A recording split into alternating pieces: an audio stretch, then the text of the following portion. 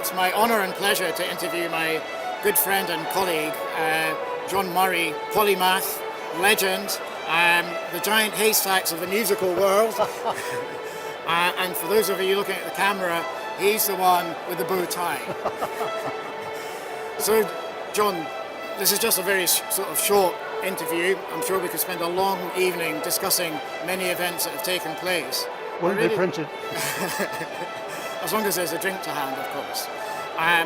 But really, I just want to ask about some of the sort of highlights of your long and distinguished time at the Royal High School. Yeah. Well, as you know, because you've been involved with so many of them, the foreign trips, the establishing of links with both Florence and Munich, and I reckon in that 30-odd years, we took almost 1,000 pupils abroad. Probably wouldn't be allowed these days, with all the safety rules that are in place. Particular memories, so many. So many I can't just think of them offhand.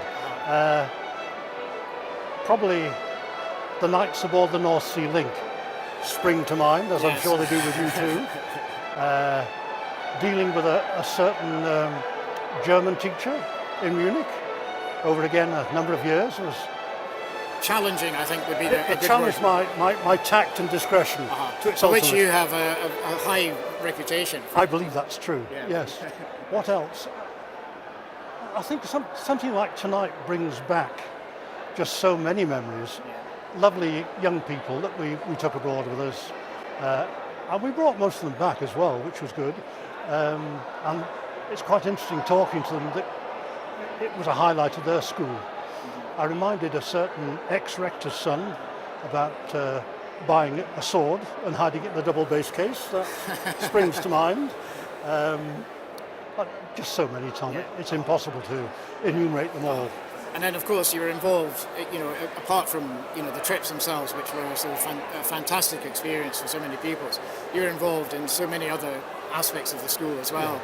There was the rugby, for example. The rugby was great, and again I was very fortunate. I think of the number of pupils, very talented ones, whose talent I did not manage to diminish. I think of Gordon Hunter, I think of Ivan Tukalo. To have youngsters like that in a team was just absolutely amazing.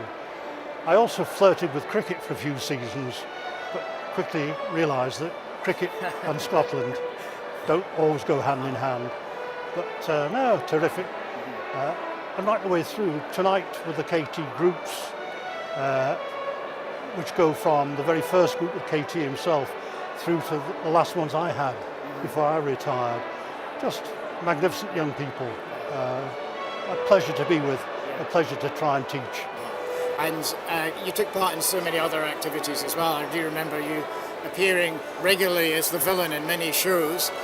Stereotyping or not? I could never understand why I got the villain's role. I thought, the handsome leading man was more my role in life. Although you did tell me that once your first role on the stage was as a pirate, I recall. I was actually a pirate called Sharky Joe, and the original line I was bumped off at a fairly early point in the play. There was no reflection on your acting skills? No. But the original line was, will 2 of you take this carcass out? I think it did. Will 6 of you take this carcass out? No, great fun. I mean, the beauty about a place like Royal High is you can involve yourself over such a range of activities. And I think I probably always managed to get a decent bass and tenor line because I used to go around a rugby field with them on a Saturday morning. I'm glad I'm no longer teaching because I think one is so circumscribed, but so many happy memories, Tom, so many. Yeah. Well, you graced the school for decades. And did you say graced? Grace, I did indeed, yes. And I think that, certainly the many pupils that have spoken to you tonight have shown their appreciation, and the many that continue to show their appreciation. Very much a two-way process. Yeah. Okay, thank you very much, John. Pleasure.